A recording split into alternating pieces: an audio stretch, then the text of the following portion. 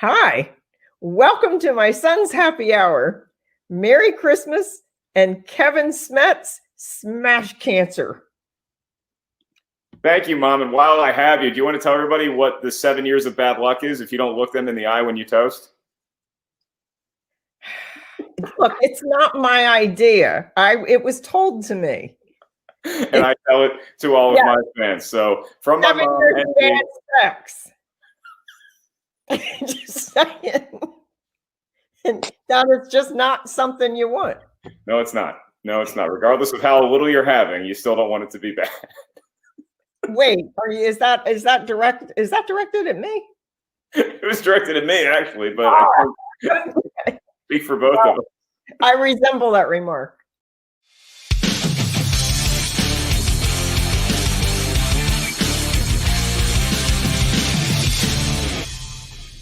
Oh boy, what better way to kick off the holiday season than with a little sex joke between myself and my dear mother. That was Mama Ella saying hi to the world, and particularly our buddy Kevin Smets. Ladies and gentlemen, not only are we here to help smash cancer and put positive energy out into the world, but it's Christmas Eve. It's a season of giving, yet we find ourselves in a year unlike any other. It's 2020, and we got another week. We got another week of this year, but this year has taken a lot of us out, down, but not permanently. In this holiday season, when we wanted to be around our friends and family, we found that most of us couldn't. Hell, I was going to go home for Thanksgiving and see my mom and toast a lot and make sure I look her in the eye and make the contact. Then I was going to drive up to Seattle for Christmas. Neither one of those ended up happening. So now I'm here home alone, well, with someone who's sleeping right next to me, who hopefully wakes up in time for her performance tonight. And I figured, well, there's probably a lot of other people in a similar scenario. So why not do a virtual happy hour, not just for my Patreon page, which I've been doing all week, and you're going to meet some of them coming up, but for the whole world. It's Christmas Eve. I painstakingly built this fireplace. It took me all night. I put up my tree. I got some other Christmassy or non-Christmassy decorations, and just wanted to say hi to y'all and interact with you, some fans, some friends, some special guests. And so that's what we're about to do right now. So introducing my good buddy, who is a phenomenal talent in multiple fields. And you may know him best from the PJ Campbell Network. That's actually his name. He's also the head writer of the movie Trivia Schmodown. So it's his fault I love ruling on challenges based on his questioning. Ladies and gentlemen, please welcome to the show my co-host for tonight's festivities, PJ Campbell. Patrick. Hello, friend. My boy, that looks like a glass of eggnog. Am I in the ballpark? Oh, it is. It is 100% that, because it's Christmas Eve, my friend, and how better to celebrate it than drink a little bit of eggnog, hanging out with you. I love the handiwork of your new fireplace. It's beautiful, really. Yeah, I mean, look, these tiny little munchkin sausage hands finally did something and put it into the world. And so you are currently in Arizona right now, and you're sipping on eggnog. Now, what we do on Happy Hour here is we announce what we're drinking. And so everybody who's watching right now, participating in the live chat, let us know what you're sipping on. Doesn't have to be alcohol. Full disclosure, I have a little bit of alcohol-free iced tea right here, but I also have the one I've been waiting all week for, the one that actually is the same as my sweater. And no, I was not paid to say this. This is the beer to me that means it is Christmas time, and that is the Sam Adams Winter Lager. So PJ, while I get this baby open with my very insensitive bottle opener, Perfect. What kind of, did you go to the store and get eggnog? Did you make it yourself? You seem like a guy who likes to make things yourself. I follow you on Instagram. Did you whip up a batch of eggnog yourself? Not this time. Normally, yes, I would. But I'm actually going with our Pennsylvania Dutch because I'm feeling lazy. It's been a 2020. It's been a year, man. So this is sitting next to me for tonight. How do you say no to something like this? This is for our friend Chris Clark. You know, he lives in Pennsylvania. So figured, what the hell? Chris Clark, great set of singing pipes on that guy. I mean, unbelievable talent. I'm gonna have my first sip of the winter lager. Actually, helping me with the first sip of the winter lager. Hey, buddy, you want to come up and say hi to everyone? I put treats in my pocket. Love it. I put treats in my pocket. I only have 3 treats, meaning you're going to get 3 appearances. So do your dogs just show up on command if you have treats? Will they show up on command without treats? No. Are you kidding? They pop up when I want them to sometimes, and then not when I want them to almost every other time. she's gonna get a whiff of this and hop up here in just a minute. So while we're doing that, you can't just drink it out of the bottle. You got to have a very special chilled frosted glass to pour it into. And the reason why I have this glass, you see it says Movie Trivia Schmodown on one side, Mark Baby Carrots Else on the other side. Yes, I am the owner of the rarest of the rare, a personalized Movie Trivia Schmodown mug.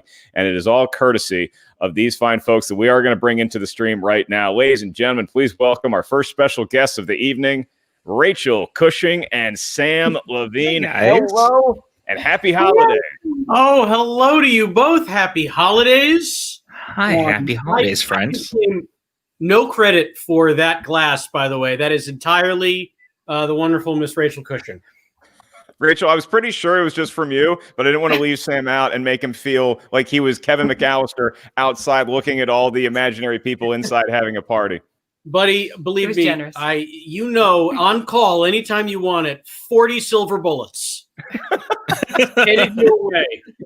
Sam and Rachel have a propensity for delivering me very random amounts of Coors Light from time to time, as they did at the beginning of the pandemic. So I will raise my glass to that sentiment, to the season of giving, and again, if y'all didn't see the advice from my mom at the beginning of this vid, you know what? Here, I'm going to play it again, just so everybody now is here and they're watching and they can see the advice that my mom is going to give everybody. This is how we opened the vid not 5 minutes ago. Enjoy my mom. Hi, welcome to my son's happy hour. Merry Christmas and Kevin Smets smash cancer. Thank you, Mom. And while I have you, do you want to tell everybody what the 7 years of bad luck is if you don't look them in the eye when you toast? Look, it's not my idea. It was told to me. And I tell it to all of my fans. So from my 7 mom years and of bad sex. Just saying. And that is just not something you want. No, it's not. It is not. You do not want 7 years of bad sex. So everybody, we raise the glass to those no longer with us, to everybody who is currently with us, and you look them in the eye, and then you have that sip. Cheers to Sam, to Rachel, to PJ, and everybody out there watching right now. Happy holidays. Happy holidays, Cheers, friend. smash cancer. Well Cheers, said. guys. Yeah, smash cancer Did I indeed. look in Absolutely. the camera or at you guys on the video? I probably did it wrong. I looked at the TV in the background. I was looking at Ellis in the eyes and not the camera, so I don't know. Not the camera. Yeah, I don't. That's the thing about the virtual toast is you're really not going to know if your trick worked until you get in the bedroom and make it happen. So the 7, and I don't know how to cure it either. So it's just really touch and go right now with the curse, the cursed toast that my mom introduced everyone. Sam, Rachel, how have you all been managing now that y'all are both retired and living in Del Boca Vista? What's the season been like for you? This has been the most wonderful holiday season for a variety of reasons. Christmas and Hanukkah were in the same month this year. That's always nice. Very I think clutch. next year, in a year or two, it's going to be like before Thanksgiving, which happened once or twice in my youth. And it's wild when Hanukkah happens so early. It's like November 28th or something next year. I looked. Oh, here you go. Yeah, you're welcome. But I this is not a big secret or anything. Literally last week, I underwent a little bit of surgery. It's actually why I'm wearing the scarf. They're not quite healed yet, but soon, and I will share them with the world. Was it surgery to make your heart grow 3 sizes? No, my heart was already that big, and that's a very dangerous condition to have, by the way. Yes, it is. Yeah, I had to have Denzel Washington. I had to take John Q's heart. My chest. No, I had some surgery done above the neck. We don't need to get into the specifics. But I thought I was going to be a stone cold mess for like 2 to 3 weeks. And he was for 2 days. And for 2 days, I was an absolute stone cold mess. But then, in sort of a reverse Hanukkah, we thought it would only be enough for 1 day, but it lasted for 8. In a reversal of that, I was well after like 2 days. And I'm very grateful to the greatest nurse since Florence Nightingale herself, right here, who took such wonderful good care of me and gave me this Darren Aronofsky sweater.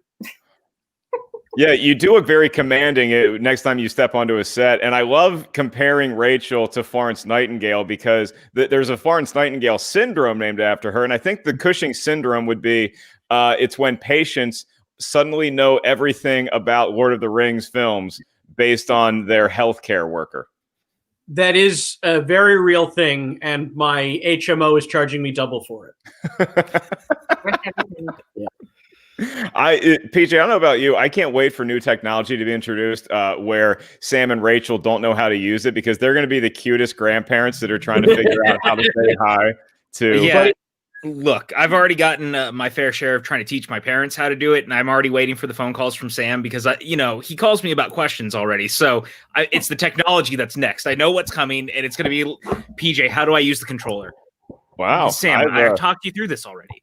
I have never received a phone call from Sam Levine about Schmodown Matters, so I guess I'll cross my fingers for season 8. We do have some people that are good at utilizing technology. I see a lot of folks participating in the live chat. Hello, everyone. Happy holidays. Merry Christmas Eve.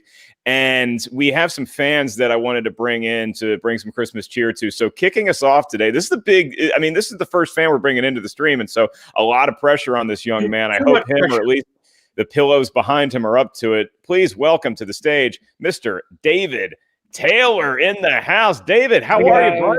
Sweater. I'm doing quite well. Hello. How are you guys doing? We're great. Is your OnlyFans page? What is going on? You look very relaxed. I am. It's all about Grogu. Yeah, it's all about Grogu. I'm really loving that pillow, man. Me too. Yeah. Now, David, what part of the world are you tuning into us from?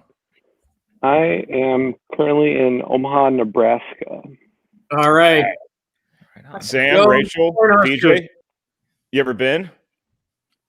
Can't say I have. Nope. I've been a few times. I'm not shocked by that. Well, no, I'm just curious. What were you doing in Omaha, and where did you dine? Because there's a place, David.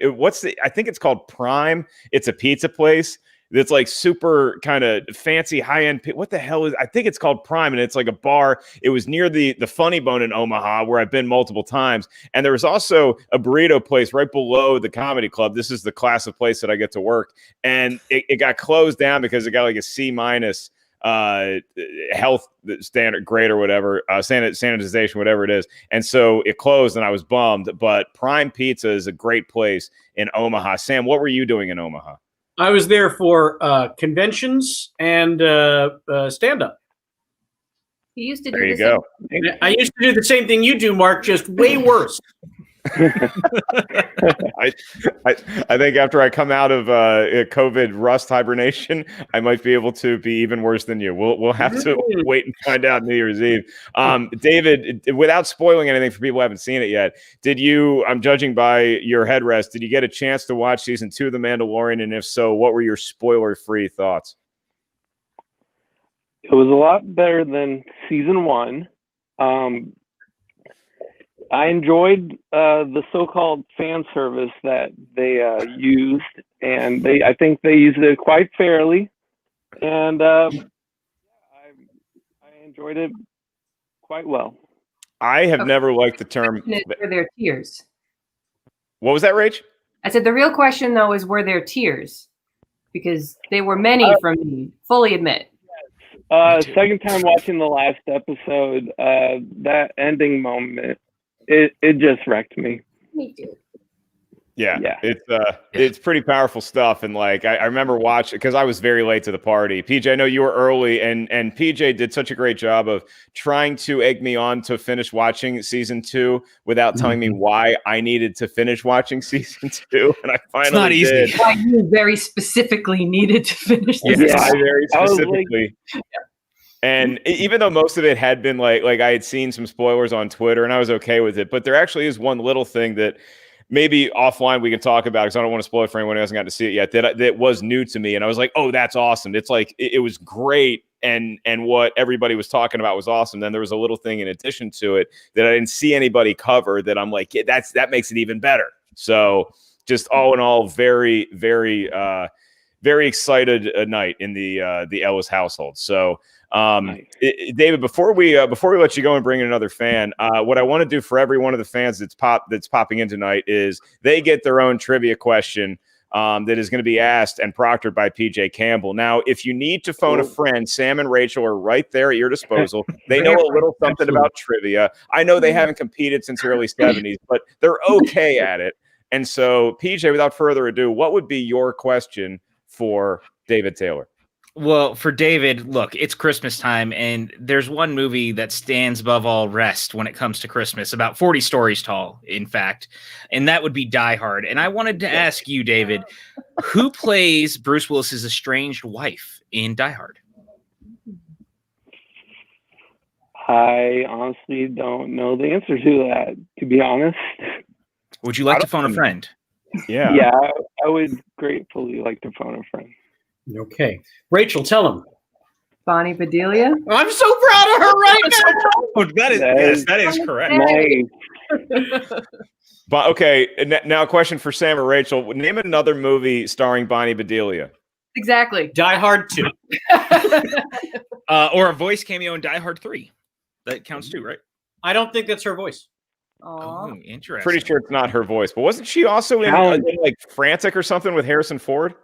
Probably. Yeah. She's worked a lot. Just, the Die Hard movies are giant movies. It's tough to top those. Okay, Barry Cohen says that she's also the grandma on Parenthood. So look, there we go. The movie, there we not go. the TV show, though. To be clear, David, thank you so much for joining us. I got one more thing to ask you. Yeah, what's up? New Year's Eve, you're doing a show with a Ken Knapsack. Are you going to play the baseball card game? Oh, that's right. I let you down. So I told David when we did the show at the Viper Room that I was going to play the baseball card game with Ken during the Q&A, and I totally forgot to bring the pack of cards. So yes, David, now that I get to see you and lock eyes with you, I will definitely play the baseball card game with Ken on New Year's Eve. So if you weren't already buying tickets, everybody watching, now you got a reason to ring in the new year with Ken guessing 1980s baseball players. So, David, happy holidays to you and your family. Thanks so much for hanging out with us for a little bit, bud. Thanks for having me, guys. Merry Christmas. Merry Christmas. Merry Christmas. All right. That was pretty painless, right? I think David enjoyed himself. I think we're off and rolling here. Yeah. I think we are. Okay. And by the way, Sam, Rachel, PJ, you're under no pressure to hang out any longer than you want to. So you think I'm just wearing this scarf around the house for nothing? Look, I actually am just wearing. Damn it, I'm hanging out. Coming into the chat next, is a fan favorite who I'm very excited to say hi to is Maria. Now, Maria, you're here and you're properly masked, and we appreciate that. You have a very festive background, and your ears look lovely. Your mask looks lovely. Happy holidays. When did you first discover all of this crazy community that you like to hang out with now? Well, I have 6 sons. Now, the reason I'm wearing this mask is today, because 2020, I broke off my front tooth. And I look like somebody from the Addams Family. And of course, no one's working. No one can get me in. Find yourself a Jewish dentist. I've been watching you forever on that crazy show with that crazy guy that you like so much. He's so sweet. You know who I'm talking about, right? No, you might have to eliminate us. Who? Christopher Walken impersonator. He has a podcast. I used to.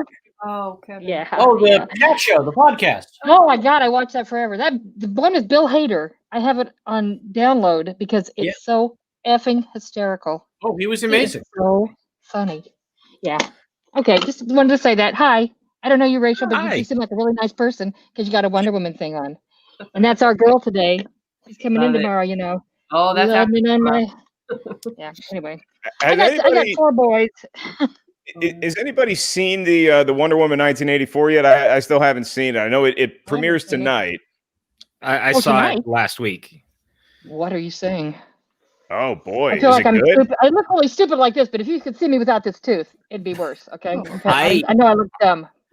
I personally really liked it. I felt like it was a love letter to the TV show, and so that your mileage may vary with that as a reference point, but for me, I thought that kind of doing something in the flavor of the original show was kind of fun and maybe necessary for 2020 because it's been so fucking serious. So it was kind of nice to do something a little bit more cheesy and fun like that.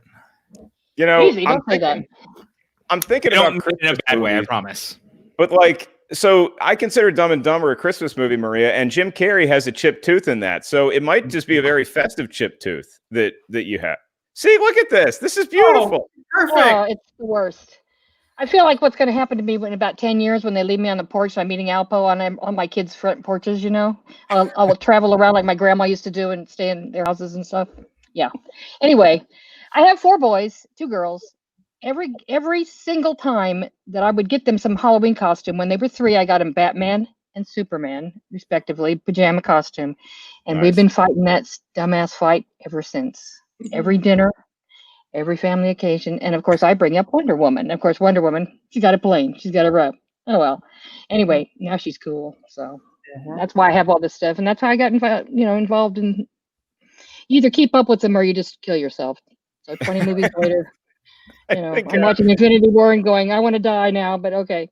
I think you chose the right option. Now, instead of doing trivia for Maria, Maria has a special talent that she might want to share with us if you feel so inclined, Maria. I was kidding you, but okay, all right. What do you want me to do? I think I kind of want. Can you give me one verse of the what's the turnaround song? Total Eclipse of the Heart. Do you have any? Yes, I can give you one verse. Hold on a minute. I'll put it on my little gadget here called an iPhone. Okay. So I can have an accompaniment. Okay, I'll turn it down a little bit. I gotta have something to help me out here. Maria's going to cue it up, and then she's gonna sing, and this is going to be every bit as stirring as when the Dan Band did it in Old School. No, it's not going to be that good. You're really selling this thing, and I was just giving it off for. All right, here we go. All right, hold on.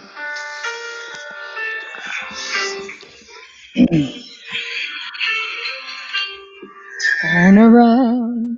Every now and then I feel a little bit lonely, and I have to. Oops, I forgot to sing. That was good. That was good. Yeah, that's all I can do. You had it. I'm better at Hamilton.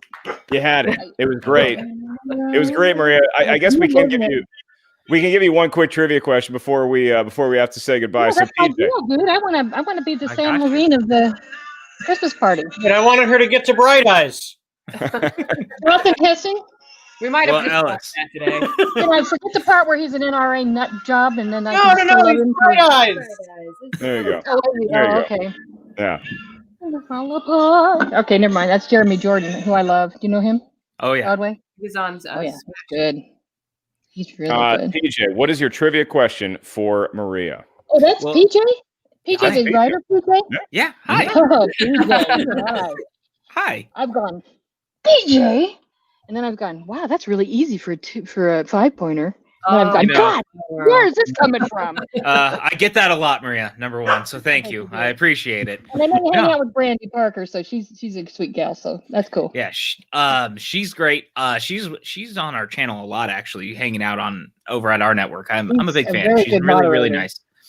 But Ellis, you brought up Jim Carrey classic known as Dumb and Dumber. Yep. But there's quite a few other movies that he's done, including the Christmas classic of How the Grinch Stole Christmas. I mean, classic to me. I was 10 years old when it came out. So I just wanted to ask Maria, who directed the live action version of How the Grinch Stole Christmas? I don't have any idea because I despise Jim Carrey and I haven't watched it. I'm sorry. Can you ask me something else? Someone I like? I don't know. She's also in that movie. You like her, right? Yeah. Right. But I just don't like Jim Carrey. That's fair. Do we have a lifeline? lifeline? And then he went, a lifeline. Okay. Yes. Can one of you two help me out? Yes, I know the answer. If I said Opie, what does that mean to you? That means Ron Howard. There you go. Apollo 13 and some other great shows. And she knew Apollo 13. I love Apollo 13. Maria, we're going to give you credit for belting out with all your heart a classic song, for playing through the pain. for getting the Answer trivia the question pain. right. Mhm. And please give our best to all of your family, to your many family members, and tell them hello No. and Merry Christmas. I'm going to tell them that you don't like Superman and Batman, that you only like Wonder Woman, and then you'll be hearing from them. I really I love appreciate it, you. You're Maria. the best. Oh, by the way, I'm wearing a shirt. Yeah. Oh, Love it. Yeah, that's right. I've loved me some Trivia Schmodown people, so there you go. Well, thanks so Thank much, you. Maria. Look forward to Thanks for having me. seeing you more in Keep in mind. 2021. Take care of that Yeah, tooth. I'm gonna miss you. Yeah, take I care. will. Thank you. Bye. Merry Christmas. Man, everybody's having medical issues, Sam. You're not the only one. Yeah, well, I found myself a nice Jewish doctor who was willing to see me today. That's true. Can you take us through what the typical Jewish person might do on Christmas Eve or Christmas Day? I hear it's a lot of Chinese food and I guess streaming films now, right? I guess this year it is definitely streaming films. But yes, the Chinese people you see, they typically didn't really celebrate Christmas either. So, you can always expect to see Jewish people in Chinese restaurants on Christmas Eve and certainly Christmas Day. And the real question of it is that Chinese people are really only about 3,000 years old, whereas the Jewish people are over 5,500 years old. So that means for 2,500 years, what were the Jews doing on Christmas Eve? Where were they eating, Mark? Great. I don't know why you're attacking me. I'm not able to. I want answers.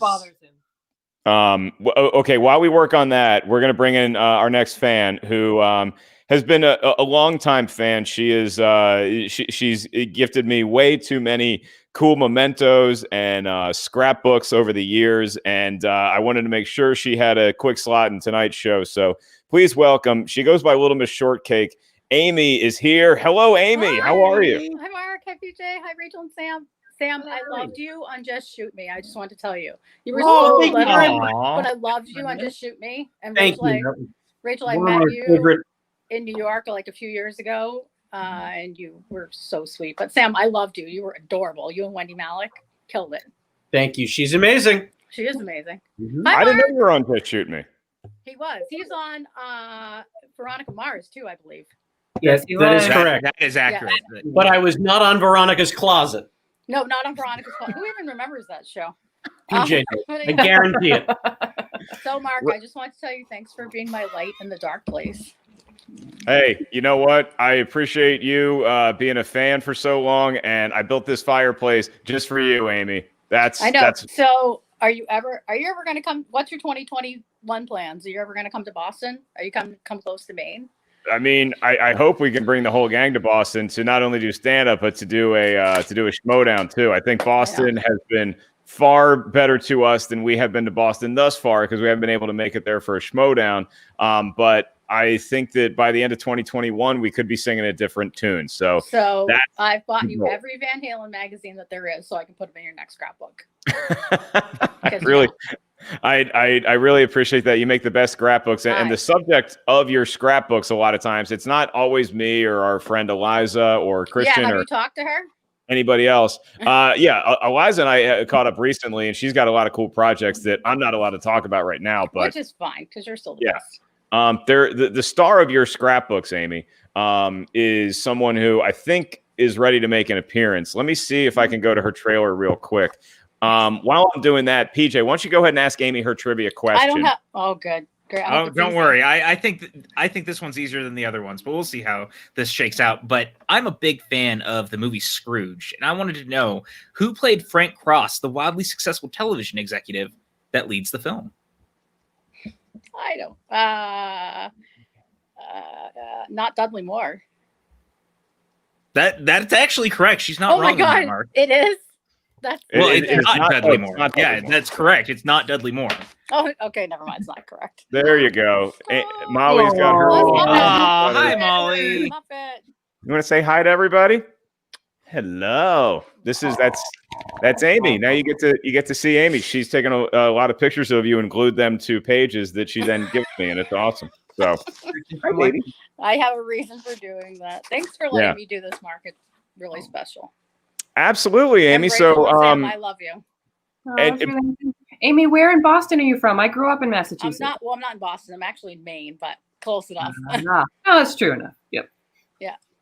Rachel, does it anger you when people from New England claim they're from Boston, even if they're not from that state? No, because I do it all the time. Like, there's a small handful of people that have heard of Lowell, Massachusetts, which is where I grew up, but We've it's heard still that. way easier to say Boston. 'cause Mark, you're originally hailed from Massachusetts.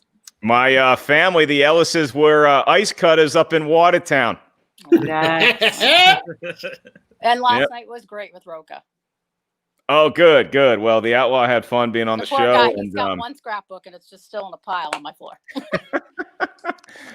well, Amy, thanks for popping in and making Molly. This is the most participation Molly's ever contributed to one of my shows. So I think that's all because of you.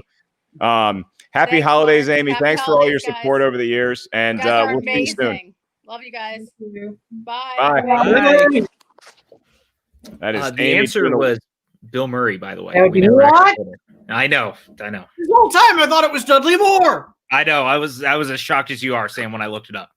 Apparently, I just found this out. Richard Donner, not a fan of Bill Murray. He directed Scrooge, at least during the making of that movie. Apparently, Bill Murray was improvising a lot of the lines, which probably worked, and Richard Donner was just not having it. So I didn't know that. Yeah. Bill Murray has had many a contentious relationship with the filmmakers he's worked with. And obviously we all know that was a problem between him and Harold Ramis that was eventually fixed before the end of Harold Ramis's life. But, you know, some people who are artists are difficult to work with, and that's okay. He's gifted, and Scrooge was better for it in the end. Yep. It's just such Sam, Rachel, is there one holiday movie that is y'all's go-to that you say it's not the season of giving until we get to watch Requiem for a Dream every year? Dear God, Never I don't have enough miss alcohol it. for this. It's not Samuel good. D'Artagnan Levine? How dare you? What's your go-to Christmas movie? Your real one. Charlie Brown Christmas. There you go. It's That's good. 25 minutes of perfection. That's Only Yeah. 25 minutes? Yeah, it's very short. Huh? I'm going to counter Charlie Brown, which is a great call, particularly because of my fondness for Beagles. But Garfield's Christmas is just it's very hard to find. Yeah, but it's highly underrated. More people need to see that. When Odie gives him the back scratcher, I melt. It's so Thank you very much. You are correct. And this is somebody, I'll just be honest with y'all. This is a risk bringing this next person in to the show because not his my bookie, name. is it? It's who? It's not my bookie, is it? Sam, I've been meaning to talk to you about that, actually. Still, I'm not here. This is a man of mystery. He could be Sam's bookie. I don't know. Let's just ask Jason, aka Scotty doesn't know. Jason, are you in fact Sam Levine's bookie? Not that I'm aware, but that it's Christmas Eve.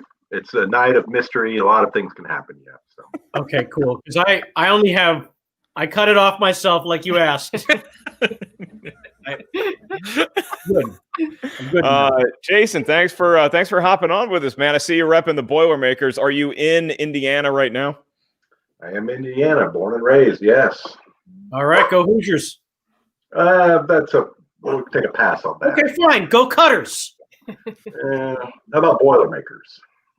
It's just like Dumb and Dumber. How about make it around a Boilermakers? You know? That's right. There's something that's kind of freaking me out with your shot there, Jason. When you wake up in the night to maybe get a glass of water at 3 a.m., does that Santa Claus ever scare the shit out of you? Yeah, my father has a problem with Christmas. He can't see something that's Christmas and not buy it. So we do have a life-size. That is something I understand. We do have a life-size Kris Kringle here that sings. He does songs and dances. It's really quite disturbing. So, Rachel, you have some experience with an inordinate amount of Christmas ornaments? Oh, yeah. See that tree behind us? That's all me. Well, clearly, he's only gotten into Christmas since we've been together. He really hadn't anything to do with it until I came into his life and forced it upon him every December. But yeah. You know what, PJ, now that Rachel explains it like that, are we sure that Sam put that scarf on himself, or is he being held captive by the scarf to the couch?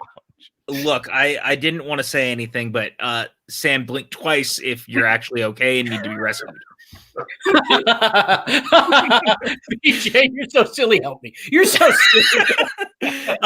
Mark, I don't want to say we're in a typical hostage situation, but we may need to look into this. We may need Jason, Sam's bookie, to fly out here and inadvertently rescue him before blowing off another one of his toes. Jason, what is the craziest Christmas sports bet that you ever made? You seem like a guy that bets on a lot of action. Wow, Christmas sports bet. Oh, man. There's not a lot of sports that typically take place on Christmas. You got the NBA normally, and that's about it. This year, you got a little NFL action mixed up. Actually, my Boilermakers are in action tomorrow at 2:30 on Big Ten Network. If you want to check that out. But there you go. Is that a bowl game? No, that's a basketball game against the Maryland Terrapins. Okay. Yeah, they used to be in the ACC, and then we kicked them out. And then the big, yeah. The Big Ten could use that extra money from that East Coast viewership. So, how did you come about this this silly little community that we all call home? How did you discover us, Jason? Wow. Well, I'll make that a long story short. Some of you may be familiar with the newlywed David Griffin. Oh, yeah. David Griffin, yeah. So about 10, 12 years ago, I was working in a small town in southern Michigan, Sturgis, Michigan. I worked at an Applebee's. I was a bartender and looking to make a little extra money on the side. And in the kitchen, met a fellow coworker, a young David Griffin, who was attending Central Michigan University at the time, and got to be friends. And he told me about his work he was doing with, at the time he was obviously at Central Michigan, and eventually moved to LA, got hooked up with Dennis Singh and Collider and Schmoes and yada, yada, yada. Here we are. Known David for quite a while, and really, really good guy. Look at that, man. What's the first thing you're going to do when this whole thing lifts? Are you going to travel somewhere? Are you going to go see a live show, a live schmodown? What's on the docket for 2021? Honestly, it's cliche, but I really just like to get back in the movie theater. The AMC Prime member would go see a movie a week, and haven't been to a movie. I think the last movie I saw in the theater was Onward, I think. Yeah, that was like 2 weeks before the whole shit really hit the fan. So you really got under the wire. AMC got me for the $20 popcorn bucket, and I got to use it once. And all right, let's go around the horn then, and then PJ's got a trivia question for you. Starting with PJ, and then Rachel, Sam, and Jason. What's the one movie in 2021 that you hope you get to see in a movie theater? There's a ton of them at this point, but I really want to see No Time to Die. I've been waiting for this last Craig Bond film for a while, and every time they've talked about it, they keep comparing it to Casino Royale, and that is my favorite Bond film, like by far, and it was one of my favorite films of the 2000s. So I'm just looking forward to it, man, and I'm hoping he gets to go out in style. Plus, Rami Malek is the villain. Sign me up. Hey, doggy. That's a doggo. Oh, look at the puppy. Who's this? This is Vegas. Hi, Vegas. Hello, Vegas. Oh. She's all right. Well, Hi, Vegas. Rachel, not 16 years old, so 16. Oh, wow. Yeah. The matriarch. Senior pets. Vegas is beautiful. Rachel, the movie that you're most looking forward to seeing next year in a theater. June, no contest. And so Rachel's going Dune, and then Sam, do you agree with her, or are you hoping that somebody screens your episode of Just Shoot Me on the big screen? No, I just want to see them re-release Die Hard. Yeah. We'll catch that. Hey, you know what? I know somebody who can make your wish come true, and he's right above you in the window because PJ happens to just rent out movie theaters on a whim. PJ, you want to tell everybody what you're doing this Saturday? Yeah, so we have a local indie theater down here in Tucson called The Loft, and they've been running out their screens to try to deal with the pandemic, and you can do it with like a close group of friends. So I rented out the theater to watch Return of the Jedi. No reason for that or anything that I'd want to watch Return of the Jedi back on the big screen, and I'm super excited because what the hell, man? 2020 has been a fucking dumpster fire for a lot of us, and I figured my friends and I could use a little pick-me-up, and what better way to do it than honoring Mark Ellis with a screening of Return of the Jedi? The greatest Star Wars film of all time. Yes, I take Sam. it back. I want to see Dog Stepfather in theaters next year. Thank you for reading the cue card that I sent to your home 3 weeks ago. Jason, you close us out with your movie theater pick, and then you got a trivia question for you in Vegas. I think Dune is the right answer, but I'm kind of a Marvel shill, so I guess I'd have to say Black Widow. I mean, we've been waiting like a year, so. We have been. I've been waiting a year plus my entire life, minus the first 6 years of my life when I didn't know such glory could exist on a screen. Top Gun Maverick is the answer. I am hearing from sources close to the production that the aerial combat footage in Top Gun Maverick is something that will literally knock your socks off if you're in a theater, and I want my whole goddamn shoe to explode. I am so excited to watch it because Tom Cruise probably like filmed the movie himself while he was flying a real airplane. So, you know, he went all out for it, and I cannot wait to see this film. Good pick. Good pick. Yeah. That's a good pick. Got nothing from the gallery. Nobody's going to Top Gun. I said it was a great pick, man. I'm excited. Look, if Tom Cruise makes a movie, I'm going to be there. Let's be real. Well, don't apologize now. I'm going to yell at everybody like Tom did as soon as this stream is over. I'm going to chastise all of you for not ratifying Top Gun Maverick. TJ, do we have a trivia question? We have 3 fans left. If this is not about Home Alone or Bad Santa, I'm not going to get it right. Oh, well, I am sorry. It is not about any of those, but I was going to ask you because I love Christmas movies, but I like kind of spooky movies. I've become known as the resident horror guy in this space. And I wanted to ask you, Joe Dante directed Zach Galligan and Phoebe Cates in what 1984 horror Christmas film?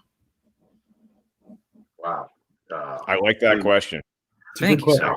It's sneaky. Horror is not my thing. I think I've maybe seen 3 horror movies in my entire life. So let me to give you a little background on this movie. If you went into an old-timey blockbuster, you could just as easily see this movie under comedy as you would under horror. And it's not explicitly a Christmas movie. It's like a Die Hard. Like people have appropriated it as a Christmas movie because that's the time of year it takes place in. Right. And there's a lot of special effects in this movie, maybe some creature effects. Yeah, and Jason, I just want to give you, away from the trivia question, just a quick word of advice. I don't care how hard you party tonight. Make sure you don't eat anything after midnight. It's very important. Gremlins. Yeah, there it is. Nicely done, sir. Y'all gave great hints, but you were kind of dancing a little too far away from the bush, and I was like, we got to get this guy a correct answer. So no, you nailed it. You nailed it. The only thing I know about Gremlins is there was some sort of like Pizza Hut promotion back in the day about Gremlins. That's all I know. All I know is that Ken Knapsack is still not allowed to see it, or else he's going to get grounded. So, Jason, give our best to your entire family, especially give Vegas a little nose kiss for us. And happy holidays, my man. Thanks for your support, and thanks for all those witty comments that I see from time to time. Yeah, Mark. They say it's never wise to meet your heroes, meet your idols, and I didn't know Sam was going to be on here tonight, so. I just, it's. In no way can I accept such a lovely compliment. You're a very sweet man, but that's how I feel about Rachel. Yeah. Thank you. That being said, go Braves and Cubs suck. Wow. Oh, Wow. And That's- like that, went downhill fast. That's some cold shit right there. removed from the stream. Sam, it looked like Jason was drinking something pretty expensive there, but because the Cubs won the World Series not too long ago, you actually have a pretty expensive bottle of liquor. Is that accurate? That is accurate to say. Yes. I am. It is. I'd like to think fairly well known of my fandom for the great Chicago Cubs. And the year they won the World Series, I was very, very active and very vocal about it on social media. And I've been to many an event at Wrigley Field, and so I get an email from some random person saying, "Hey, I work for this publicity company. We have something for you. Can I have a good mailing address?" So I give them, one of my representatives' addresses, and the next day something shows up, and it is when the Cubs finally won the World Series after a 108-year drought, their then all-star center fielder Dexter Fowler gave every member of the Chicago Cubs a laser etched engraved bottle of Johnny Walker Blue. That's the stuff that Jerry Jones, owner of the Cowboys, drinks. So you know it's expensive. You know it's the good stuff. So he gave all of those to every member of the team, and then I guess they had a few left over, and Dexter wanted to send some of those to the fans that had backed them up along the way, and I'm not quite sure how, but my name got tossed in there, and so I got a lovely bottle of Johnny Walker Blue accompanied by a very sweet card handwritten by Dexter Fowler himself, thanking me for all my support and being a great fan. And that's it. A safe. That's never getting drunk. I also have to ask, Sam, how much did you pay my neighbor to put up the inflatable Chicago Cubs Christmas lawn ornament that I've been walking past every day for the past 4 weeks? $1. He really hates your guts, PJ. All right, that's fair. Okay. Yeah. You deserve it, PJ. For all the times you wore that awful New York Yankees hat into the studio, you deserve a little bit of Cubs staring at I was wearing a Yankee sweatshirt before I came on here, and I took it off just for you, my friend. It was Not a Christmas cool, man. miracle. Our next guest, we have 3 more guests. We have Ed and Mike coming up, but right now I want to bring in. She goes by the handle Basic Chic Girl, and you can follow her fashion blog. Her name is Monique, and she's up in Seattle, near where I would have been partying with my brother's family right now had it not been for this silly time in our world. Monique is here. Hello, Monique. Hi. How are you doing? I am doing well. How are y'all? Doing well. Yeah. I know, I'm really dressed up. I just got done doing a couple of fashion outfit projects, so I didn't dress up for this. No. You look great. What are you sipping on there, Monique? I am sipping on Angry Orchard. Oh, all right. Oh, nice. Yeah, we just came back from the store and we were looking for Mike's hard lemonade. We were craving for it and they didn't have any, and so Angry Orchard is just as good. Absolutely. Lemonade and Angry Orchard. The high school kids know where the party is tonight. Oh yeah, and I'm also actually having a virtual happy hour with my friends after this, so it's been a pretty busy day. See, that's what I'm trying to do. I'm trying to get everybody well lubricated for their family or friendly events that they're nervous about. So I'm just trying to do a service here. I actually deeply buried in Ellis mythology is the month that I went gluten-free for and it was around Christmas time. And I remember I was working at the Tempe Improv during this run, and so I couldn't drink beer because that obviously has gluten in it. Angry Orchard does not. And I had a sip of an ice cold cider. I never had an alcoholic cider before. And I was like, this is totally going to replace beer for me. This is great. And it was delicious, the first cider. Monique, I could not get to the second cider. It's so sweet that you can't drink them Yeah, it's nuts. So I applaud you for braving the orchard for all of us here on the stream. Yeah, and also I kind of miss having ciders too because my day job is I'm also a social worker, and right across the street was a bar that me and some coworkers, we would go every other Friday, and they had really good ciders over there. And so since that's not open now, so yeah, I got the young man just to my left, I believe, will sip on a cider from time to time. PJ, can you confirm or deny your affinity for the cider? I can confirm my affinities for the cider, but like you, in my older age, the sweetness has gotten to the point where I can't have as many of them back to back as I used to. Oh, really? You're not old.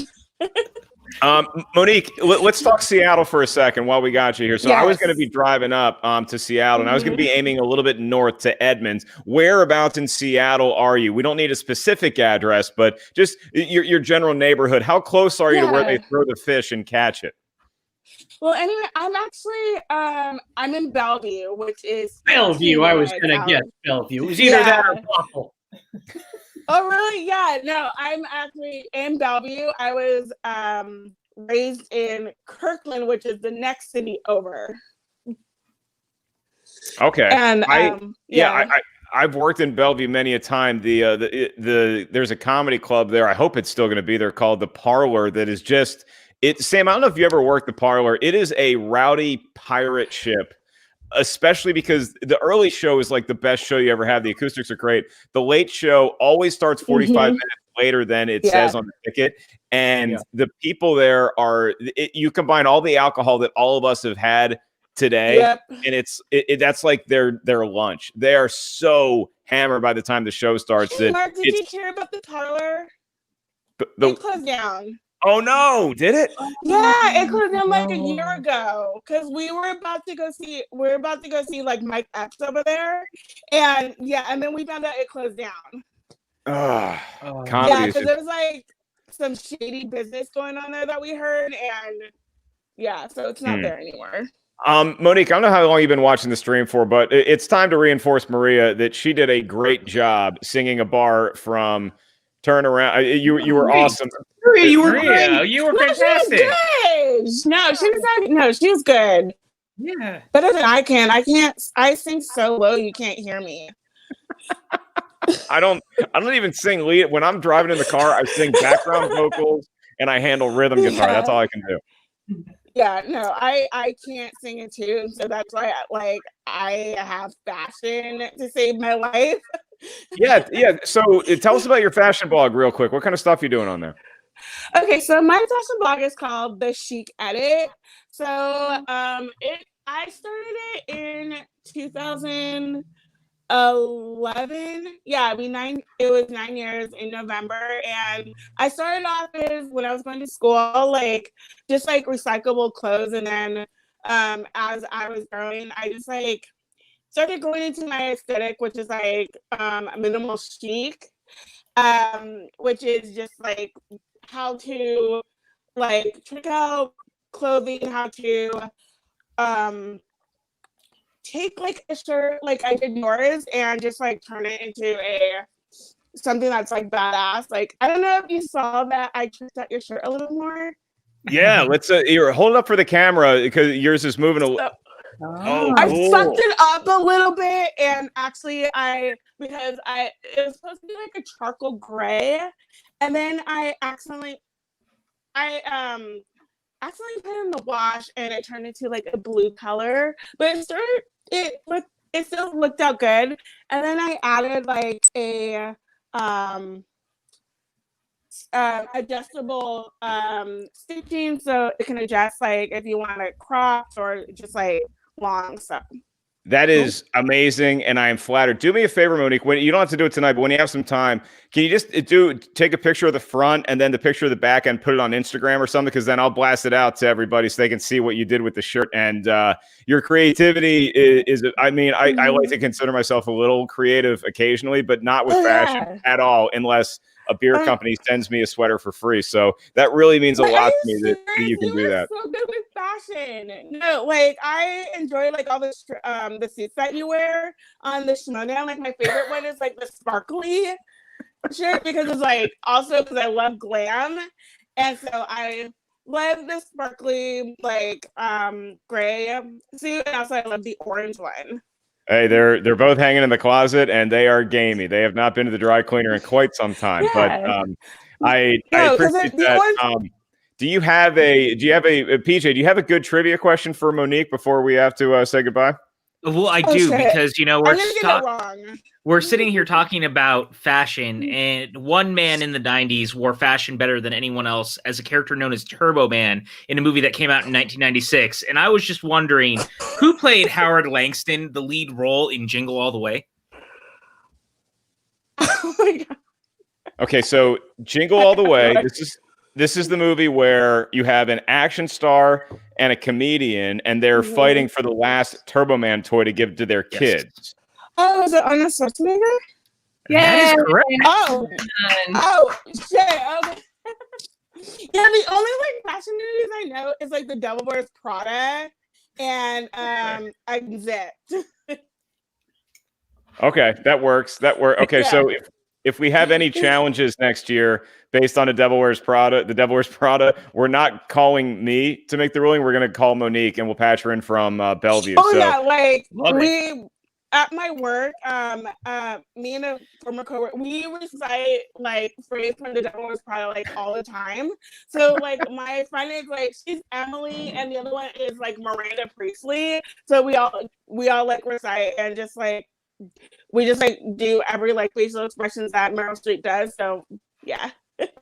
Love it, and I really I appreciate all your support, Monique, all your creativity. The Chic Edit is where you can find more Monique, and I'll tweet out or post wherever whenever I get my tricked out shirt pics. Make sure we signal boost you. So Monique, happy holidays to you, your family, your friends. Thanks for stopping by for a little bit.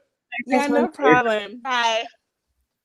All right, folks, we are almost at the finish line, and then we can hang out for a little bit, or not at all. It's whatever y'all feel like doing. I still have 2 treats left in my pocket to trick the dog with, so I am going to go grab an ice cold Coors Light to wash down this winter lager with. But while I do, I'm going to bring on someone who has purchased a Coors Light for me in the past, and he is also the guy that you probably know from any stream that any of us do. From Twitter, from Instagram, he's always posting. He's always blasting out to the world what we are doing, when we're doing it. He is the Uber fan. He is the one, the only, Long Island's favorite son. Mr. Ed Harrell is here. Ed Harrell, I will be back in a minute. You say hi to everybody else. What's up, guys? How are you? Happy holidays. Happy holidays, man. Holidays, I see that you took a swing and actually decided to wear something Yankees on this. Well, I heard you the thing, so I was like, but I'll be nice to Mark. I'll take it off. I'll leave my Metallica hat on. Yeah, I think that's probably better because I don't want you getting kicked out right away, and we don't want to insult Sam either.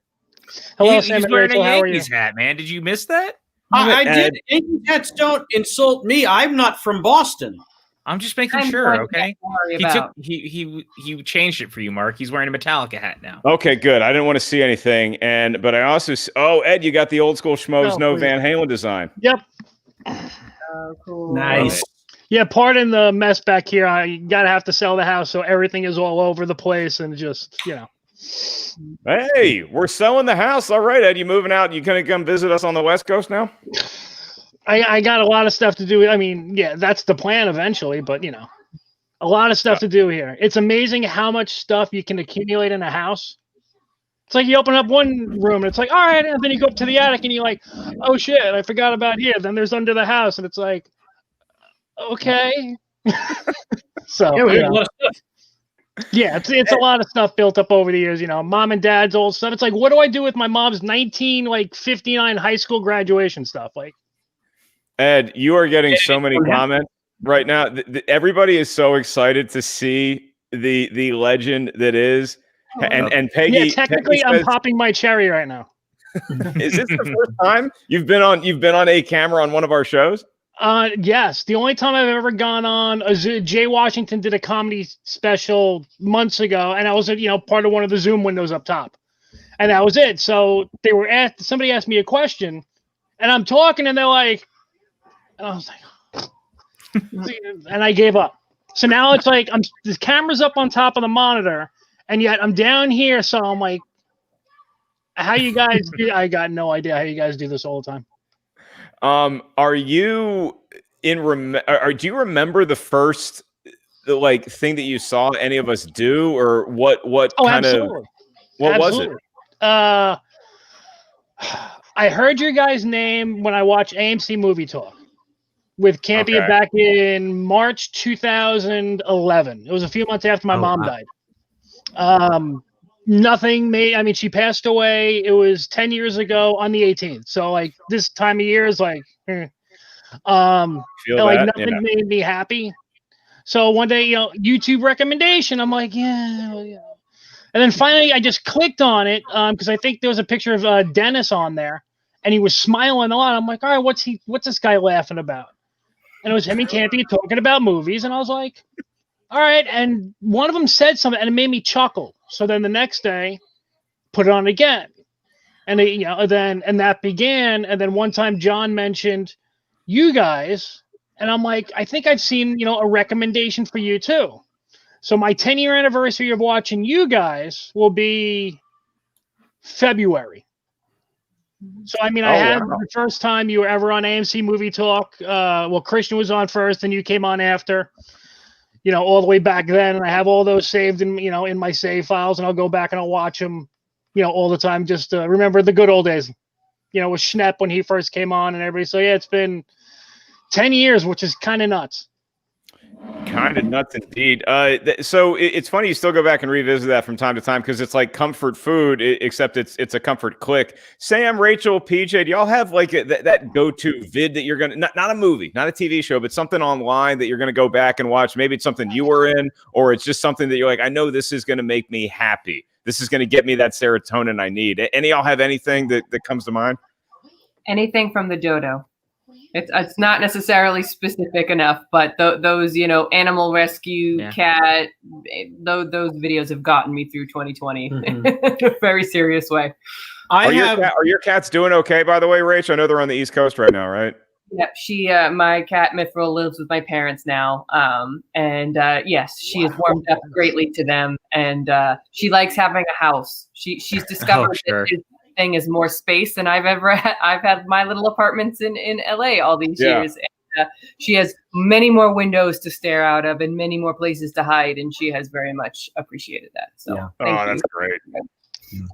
I have a video to answer your question, Mark. This is so obscure. So I really don't imagine anyone here is going to know what I'm talking about. Maybe not even in the chat. But after I talk about it, I sincerely hope people will look it up. So back in the 90s, the E show, this Talk Soup. After that, it became known as The Soup. But back in the 90s, it was still Talk Soup. And after Greg Kinnear left the show, John Henson hosted it. The great comedian John Henson. Right. And great show. And in the mid-90s, they had this build-up to a sketch with Dustin Hoffman. Like, they actually got Dustin Hoffman on Talk Soup to film a sketch. And John Lovitz is in this sketch. And I loved Talk Soup. And, I mean, they were building this thing up for weeks before it happened. And when it finally aired, I taped it off of television. And it was its own tape in my VHS library. It was Talk Soup, the Dustin Hoffman sketch. And it was so funny to me and remains so funny to me. I'm happy to say you can find it online if you just Google Talk Soup Dustin Hoffman. If you know even a little bit about the show, John Henson was pretending to go on a hunger until Dustin Hoffman appeared on the show. That's awesome. And it was it played out for weeks. And then it culminated with Hoffman actually showing up. And I won't tell you any more. Check it out. It makes me laugh to tears every time I watch it. I love that you said that for two reasons. One, it's a great thing that everybody's now going to go YouTube, but it also really sets the bar super high for PJ to have to come in and defeat. I mean, PJ, good luck, man. A good rule of thumb generally is to always go before Sam. If it's giving a speech, if it's telling a joke, Mark, you set me up for failure. Rachel's 100% right, but look, everyone knows I'm a big SNL fan, and there's one digital short over the last decade that I go back to a lot because it makes me laugh every time. And in a way, it actually relates to my friend Sam.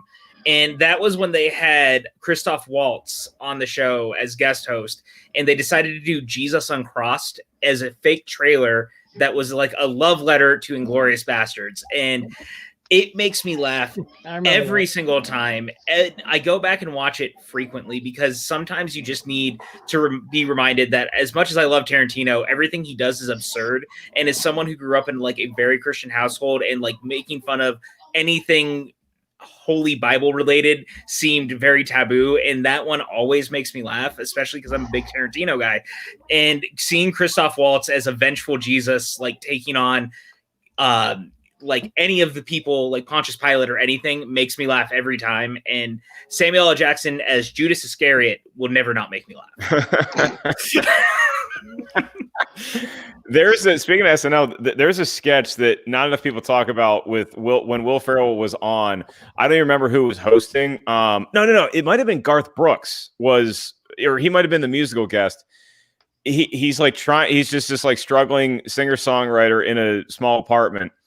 And he says, man, he'd do anything to write a hit song. And then Will Ferrell appears as Satan and promises that he's going to write him a song that's going to take him to the top of the charts. And I'll let y'all experience the rest of the sketch from there. But the reason why I bring up the comfort food vid is because, getting back to you, Ed, you and I share a common bond, not just with our love of stand-up or film trivia for that matter, but we both acknowledge the greatest rock band of all time is the mighty Van Halen. Do you have a favorite Van Halen video? A favorite Van Halen album? What's your go-to song? Tell me about your relationship with this incredible rock band. Picking a favorite is brutal. I mean, you know. Yep. You know. That's it. I mean, I don't necessarily have a favorite video. I mean, Panama is awesome. Hot for Teacher is awesome. Dreams is great. I mean, there's so many of them. First time I heard them, back in the day, God, I'm dating myself. In the back of rock magazines, they had, like where the musicians wanted, but they had tape traders. So if, like, they say you were on the West Coast, you said, "Oh, I have a tape of, of this band called Van Halen. If anybody wants it, send me, a letter. I'm looking for hard rock or classical." So then my brother saw this, and he had a tape cassette of, I don't know, it was some band I didn't like. So he swaps back with this guy, and he sends back a tape cassette of this band called Van Halen live at the Pasadena Hilton. It's like, all right, so we pop it in, and it's day. And I sent you a CD copy of that. Mm-hmm. And it's Dave, and it's in a bar, and there's like 20 people in there, and you hear like bottles clinking on there. It's like, "Hey, we're Van Halen from Pasadena. If you want to get up and dance, maybe that girl you're looking at's looking at you, and you make eye contact." It's so cheesy. But then he started playing, and it's like, wow, these guys are really good. And then he got another tape sent to him, and that was the first time we heard Eruption. And it was like, we wore out the tape cassette. I mean, it got eaten probably within 2 weeks. The album came out, begging him, my mom to, buy this for us. And the album Modell's back in the day was an all-purpose place. Toys, sneakers, washers, dryers, carpeting, records. They sold everything back then. So my mom's looking at this album, and you turn over the back, and it's got the 4 pictures of the guys, and Michael Anthony's holding his bass, and there's fog, the fog machines come up with like green neon, and she's like, "That's satanic." I'm 6. I'm like, "Mom, that's not satanic." It's like, so how to go over once you told her that their hit song was called "Running with the Devil"? Well, that was the next part of it. She's like, "Let me look at the names of these. What's this?" And my brother and I mean, we promised you can listen to the song, and I mean, she wasn't thrilled with the word devil, but she heard the song. She's like, "That doesn't sound evil to me." Like, "Ma, just because it looks cool doesn't mean it's evil." She's like, "All right, I'm gonna remember that." Now, when my brother wanted Black Sabbath, that was a whole other thing. That's a taller mountain to climb. Yeah. Yeah, but I mean, right, just from that time we first got that, cassette tape, it was in the blood.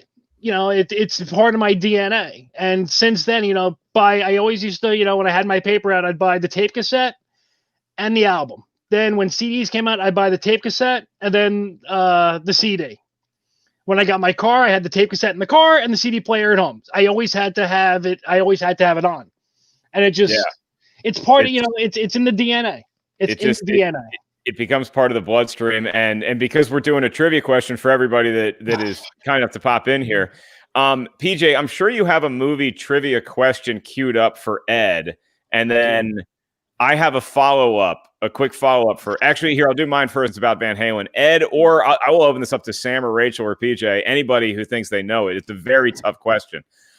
What is the first feature film to feature a song from the Sammy Hagar era of Van Halen?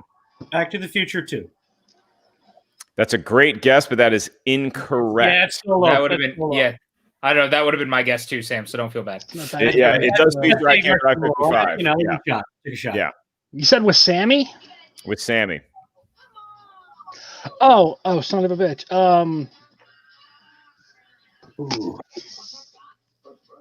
Oh, Crystal Pepsi commercials.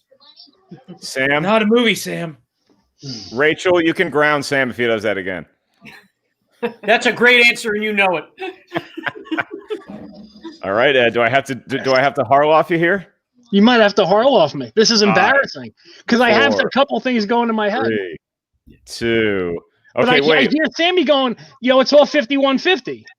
Let's bring in Mike Lovins here, who's our last guest. Look at this shit.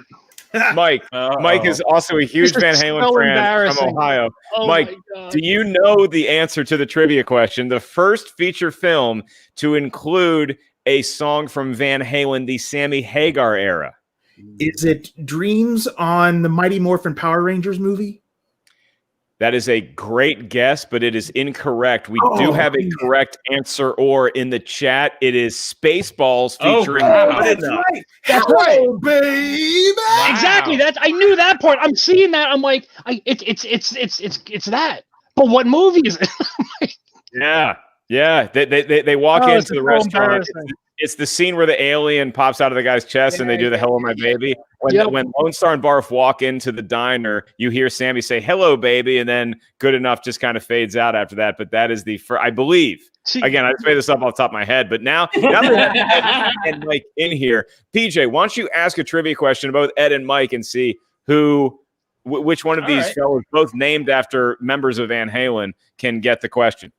Well, we're still sticking with this holiday theme for you guys, and I wanted to ask you, what Jurassic Park actor plays Kris Kringle in the 1994 remake of Miracle on 34th Street? Wow, that's not as easy as Sir Richard Attenborough. Yep. Oh, damn! Look at that. That is correct. I'm sorry that is incorrect. We're looking for Sir Lord Richard Attenborough. That's what I was going to say. I'm having flashbacks to New York of last year, Mark, or this year, I guess. It's all the same. Mike Lovins is a great dude who I met at the Columbus, Ohio Funny Bone. Him and his better half, Pete, have come to see me multiple times there, and he is a big rock fan. He actually plays in a rock band. He's a great musician in addition to his budding podcast career. So, Mike, how did you first come about this crazy universe? Well, actually, like Ed, it was AMC Movie Talk. So got involved, got watching that, having a real good time with that. And then you guys came on board and kicked it up a notch.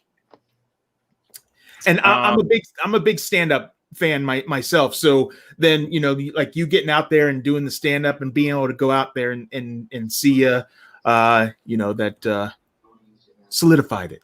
Were you at the show where the fire alarm went off, or were you at the next night? Well, it was either the next night or a later show, but I remember you talking about it at our show. So it was... Basically, I had to do stand up for 45 minutes during a fire alarm, and nobody got up to leave. like they're all like, screw it. We'll all die in this new building together. It was a newer building. They just opened the new refurbished Columbus Funny Bone, and the fire alarm. And they were saying they were having some trouble with the fire alarm, and so the fire alarm went off.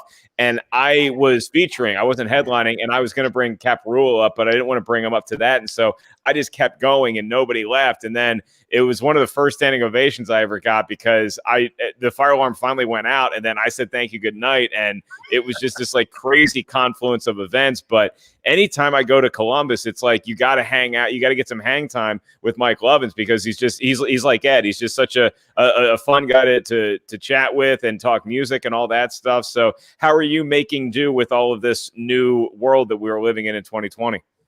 Thank God for music. I mean, really. That's music and streaming. But I do miss the movie theater, but I'm a big vinyl guy, so I love being able to throw on a record and sit in my recliner and just kind of escape into that. So, and then of course playing and writing music, but my own band we haven't done anything in 6 months or more or whatever because of all this. So, I'm really getting antsy for all of that. Oh God, that's a great background. Mike, you're on with Sam and Rachel. and PJ. Do you have any burning questions you want to ask these fine folks? Ed, well, I was getting to you, Ed. I was setting it up for the grand finale that you finally get to meet Haskell 420, because I always mess his name up. I always call him Eddie Haskell, and I'm not trying to. No, it's all good, man. So I'm not trying to leave it to be for you. I always forget it's Harold. But Mike, anything for the panel that you want to throw into the Vitamix before we get out of here? Well, two things real quick. One, which one of you is retiring first? Because I want in. And then and two, this isn't anything really that special, but I've just kind of been working up just this little lick that I wanted to play for Mark. So it's so simple though, but yeah.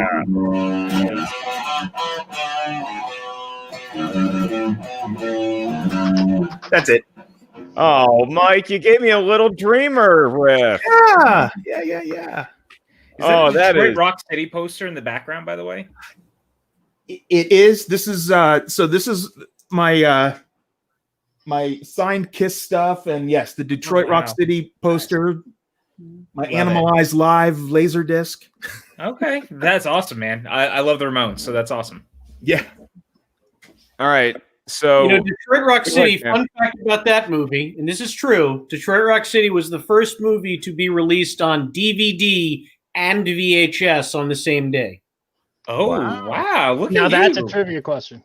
That is. Does anybody, first of all, that hurts the feelings of my Spaceballs question. Second of all, does anybody remember the wars that went on for about a month in like 1999 between DVD and DivX? Because I make those jokes all the time, and I feel like they always fall on deaf ears, like most of my material. But there was this like it was either DVD or DivX was going to be the next big thing, and really whatever decision Circuit City made was going to affect the future of the business, because Circuit City was like Best Buy, and they were selling both for a while. And I remember distinctly, me and my brother and my dad went to Circuit City because we were going to get either a DVD player or a DivX player. Both of them had the physical discs, but DivX was like a rental. So if you got like the big DVD that we wanted to get was The Edge, the movie with Anthony Hopkins and Alec Baldwin and the bear. And why not? And so if you bought The Edge on DVD, it costs $25, and then you own it forever, and it's like a VHS. If you buy it on DivX, it costs $5.99 to purchase, and every time you want to watch it, it hooks up to the internet, and you have to pay an additional $2.99. Yep. That seems too ahead of its time. Yeah, it really does. Probably like an internet connection. Boy, if only the DivX people, they must be spinning in their graves figuring out how apps work now. Right? There's got to be people out there with a DivX player. And by the way, Iron Fan comes in. Thank you, Iron Fan. I really appreciate it. This is me trying to look successful for my family Zoom that happened earlier today. So I did my best. Let's do a couple more trivia questions for Mike and Ed. Let's have a little competition here, PJ, and then we'll call it a night for fans. All right. Well, look, again, keeping with the Christmas spirit, how do we not ask a question about one of the great Christmas films of all time? That's Home Alone. Mm-hmm. Which actor plays Marv, one of the two wet bandits in the first film? That's Ed. Ed had it first. Go ahead, Ed. Daniel Stern? That is correct. All right. Ed is Super on board. All right. What 2003 romance Christmas film tells many different stories and was directed by Richard Curtis? Love Actually? That's Mike Lovins, and that is correct. All right. PJ, do you have a tiebreaker question for these two fellows? I do. As one of your dogs is going crazy in the background. Yeah, running back and forth. That's a normal night. John Cherry directed Jim Varney in what 1988 Christmas film? Mike's had it. He's got his hand up. Go ahead, Mike. Ernest Saves Christmas. That is correct. Sure is. I knew it was Ernest. I just like, is it Saves Christmas? Ernest doesn't. Ernest Goes to Christmas. Ernest Dumbs Up Christmas, I think is what it is. Just remember, everyone out there, Kirk Cameron saved Christmas, but Ernest saved it better. Okay? He might have saved Christmas, but he's trying to kill like 30 people.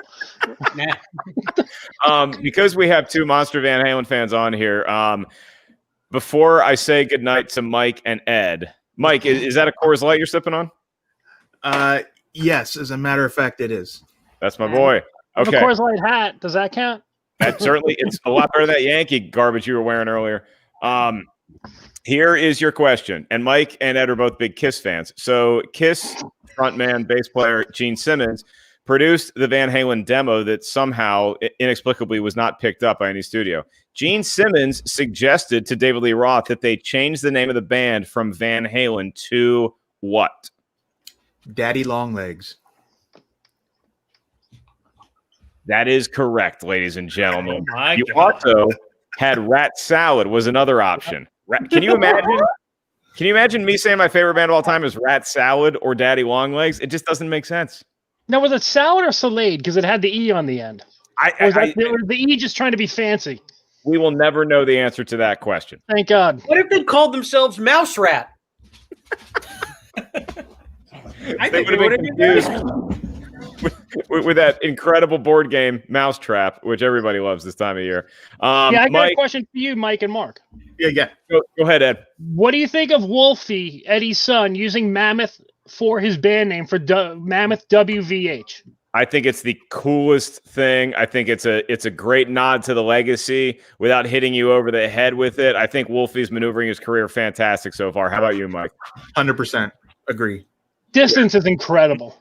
That whole album is just going to be monstrous, and it's nice that in a weird, scary year we get new music from Van Halen, from AC/DC, and we still get to keep rock alive because of the artist, but also because of great fans like all of us here. So, Mike, we got recognized.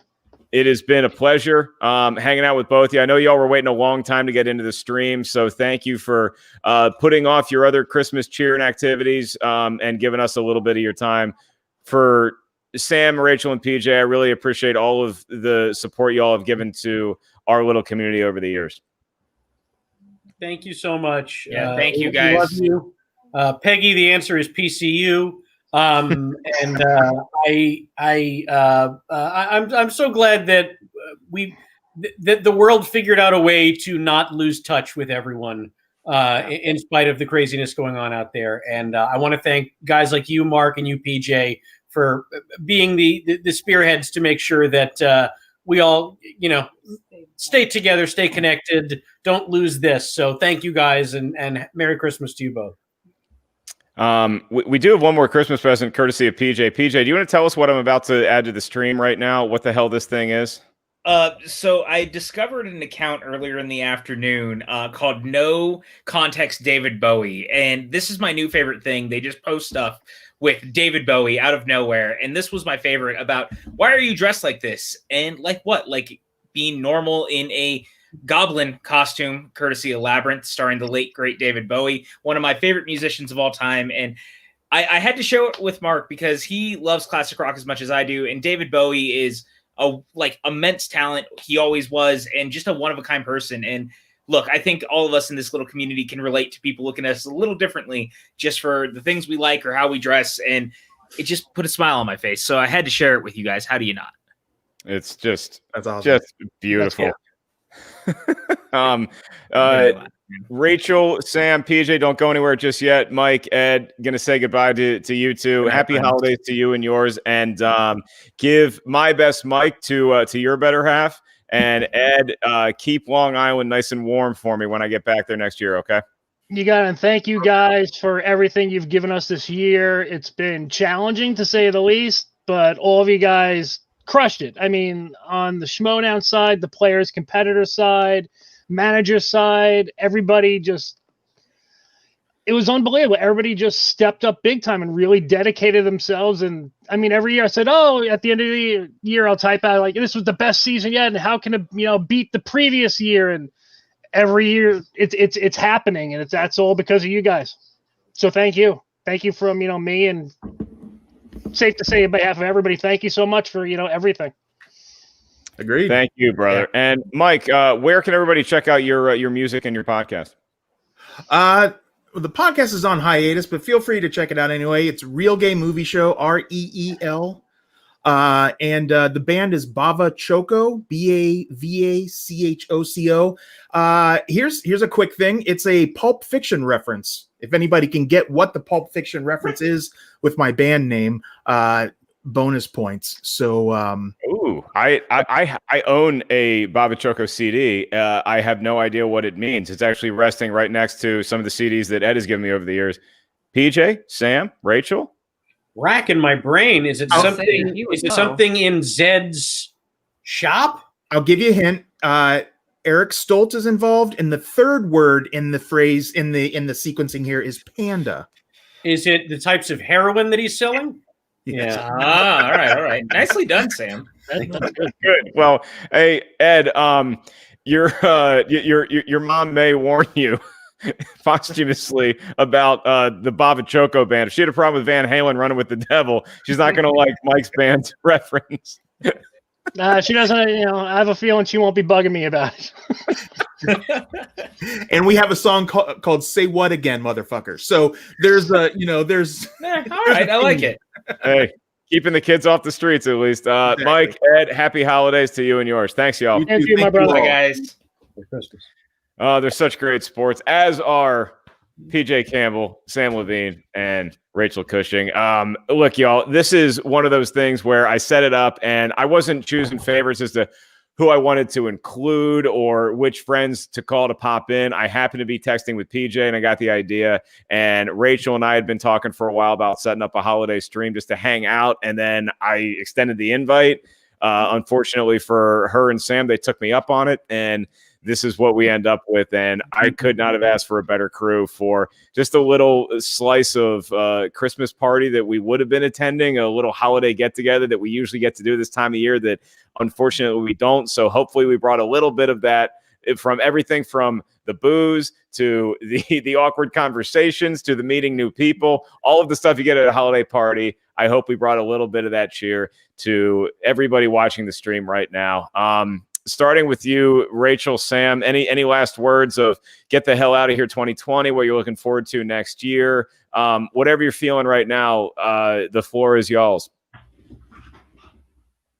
Well, we'll just say, stay safe, everybody. It's not easy, and to everybody who's, chosen to do the smart and safe thing and stay home and do the masks and, do everything you can to beat this. It's hard. We know we would be on the East Coast right now any other year. I've lived in LA for over 18 years and I've never missed a Christmas in Boston. So this is not easy, but to everybody, you're not alone. And that's why doing stuff like this makes such a difference. So hang in there. Yep. There is a light at the end of the tunnel. And next Christmas, we'll be doing it up big time. Yep. I guess for me, I just want to remind everyone casually that doctors, scientists, nurses, researchers, they're all against you. They're out to get you. God damn it. Trust no one. And don't trust him, clearly. And my point is, as fucking stupid as that sounds, remember it when you're like, I don't know, should I get a vaccine? Yes, you should. Yes, you should. Protect others. Good thing Sam pulled it up there at the end, PJ. We almost lost his mic feed inexplicably. I was a little worried about that, to be honest with you. He just got cut off. I don't know what happened. No, whatever. It was crazy. Those, Rachel particularly, those were beautiful words. And I think I speak for Sam and PJ where I say the wrong person was hosting this stream. Rachel, that was just unbelievable. Because I'm like you, I've been in LA since 2003, yet I never missed a Christmas day on the East Coast. I had to spend Christmas Eve one year working and parking cars at the Comedy Store, but I caught the first flight on Christmas morning at LAX back so I could get home in time to be with my family. And it's not that I'm like so sad and I'm gonna weep, but it's just weird and it's just different. And when you get around this time of year, PJ, you want it to feel normal. You want it to feel comforting. No, you're right. You do. And it's weird because you guys know I left Los Angeles last year and it's been strange not being able to see you guys for basically since January. I haven't seen almost any of you since January. Mark, I saw you in February before all this happened when we were still traveling for the show. But I just want to really encourage everyone, please stay safe out there. This stuff is very real. And I know that there's a contingent of people who want to believe that doctors and everyone are not correct in what's going on, but get the vaccination, get through this, because 2020 has already been hard enough. And being separated from your family and friends is not already easy, and it's only going to get harder if we continue not to be vaccinated, not taking care of ourselves, not getting through this. So stay safe, stay smart. I love all of you who watched tonight. I, of course, love the three of you guys, the four of us together, but I miss you guys very much. I love you all very much. And I just want to say to everyone who's watching this, if you watch the Schmodown, obviously things were different this year. So thank you guys for your trust and, really standing behind me as I took over as head writer. It wasn't always easy, but I got through it. And I really want to thank you guys for all your support throughout the year. It means the world to me. I love all of you, especially like I said, the three of you that I miss very, very dearly. You were the family that I made away from my actual family when I moved to Los Angeles. And I miss you guys like crazy. And you've been there for me for so much over the last year and a half. And I just want to hug you guys. I love you. Aw. We'll get there. Well, That's so much fucking. that's news to me. I've been sending angry text messages at Skolicki all year. I didn't know it was actually you. So, Chris, I'm so sorry. I'll aim my vitriol elsewhere. I echo the sentiment that all three of some of my best friends here have said already, is that trust the people who are in the know. When it comes to comedy and movie trivia, you can come to us. When it comes to real world issues, it's best. Doesn't matter if you're just a lowly comedian or if you happen to be the most powerful person in the world. Trust the folks that got the degrees on the walls that tell you what to do. And until we can all get together in person, this is Sam, Rachel, PJ, Molly the Wonder Dog, and myself saying thank you to all. It's just empty now. And to all, a good night. It's just that there's no more treats, Molly. It's done. You see, it's over. Okay. Good night, everyone.